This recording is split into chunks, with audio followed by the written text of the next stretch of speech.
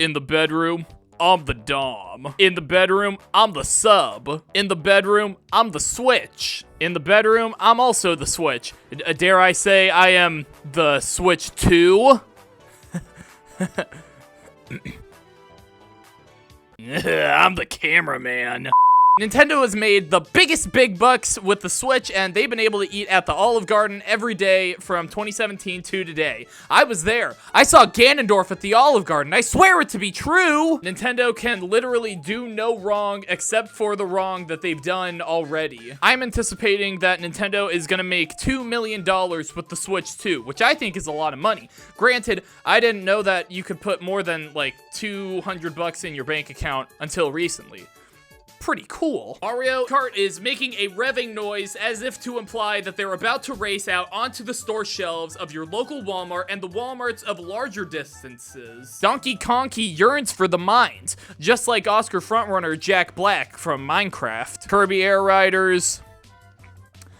That welcome tour thing shouldn't cost anything. Guys, if you agree with me, make sure to like, comment, subscribe, share, post to r/videos, do all that stuff. I put a curse on this video. I cursed this video. This video is cursed unless you subscribe. Actually, Nick over here, he brings up a good point. Guys, I don't know if you've noticed, but the Nintendo Switch 2 and its games are a bit on the pricky side. I mean, pricey side. Sorry, guys. I'm looking at pictures of cactuses while doing the VO. Random equals funny. Uh-oh. I talked about the 10-minute tech demo, and it looks like I'm ringing the hot take alarm. Let's see what I have to say. I think the price increases are unfortunate, but $450 for the console was about the highest Nintendo could have realistically priced it before it raised some eyebrows, in my opinion. And as long as Mario Kart's excessive $80 price tag is an exception to the rule, and most other AAA games are $70, then that'll be at least in line with the industry standard that's been prevalent since around 2022. Really, what I think we should all be upset about is Nintendo's lack of transparency that allowed our minds to wander to these worst-case scenarios where all physical Switch 2 games were going to be $90, all with the game key cartridges and probably like 7 other controversies that were debunked as soon as they were stirred up.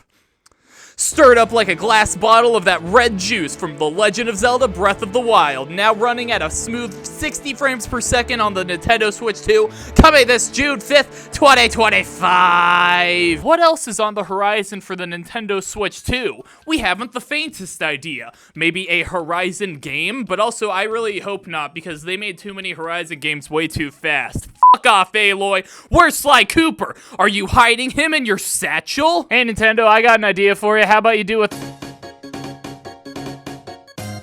Mario is the perfect video game character because he's the perfect man. Everybody can identify with him because on the inside, we're all a fat white man to an extent. Hit Coin Block, hit Goomba, hit the Whippin' Nene, and to think, after 40 years, we haven't got sick of this man. God bless. He went to space, he shot a water gun, he threw a hat. These are in ascending order of how badass they are. But what's next for the plumber with the pep in his strep and the heart of gold? Okay, so here's my line of thinking. So Nintendo's been known for breaking the mold, forging their own path like an anvil. Xbox says the stick helps you move, and then Nintendo says, no, try this other stick instead, you little bitch. But I think that guy from PlayStation is right. You know, Nintendo really lost their identity as soon as they acknowledged their biggest complaint from the Switch generation and made it possible to run their own games on their own platform at a smooth frame rate. How dare they listen to feedback and do the bare minimum, especially and exclusively when that's all that we've been asking for them to do. I think to really just stick it to that man, really just shove a stick into that man, Nintendo should double down. New Mario is an over-the-shoulder, narrative-driven game with light puzzle-solving elements, and also it's very woke. Mario is asexual, and Peach kisses Birdo. Fake gamers will rage, and real gamers will pump their fists in anti-rage. And also, Waluigi's gonna be in a wheelchair. There are gonna be 37 hallways for you to finagle your way around, because we all know the rule. When a trope becomes an easily recognizable parody, that means you should keep doing it. I think that Mario is gonna wield a hammer, and when he sees Bowser, he's gonna give that mean man a big ol' whack. Bowser put his hand in the cookie jar when he's not supposed to, he's gonna get a big ol' whack. Evading his Bowser taxes, big ol' whack, whack, whack, whack, whack, whack.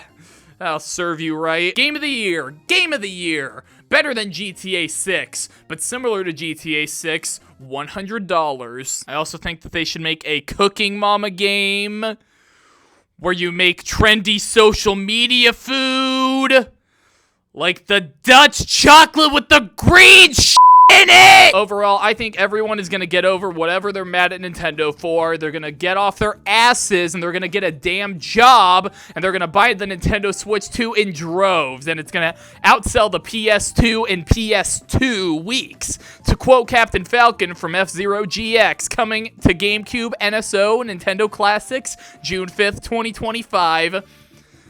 Yes! Show me your boobs!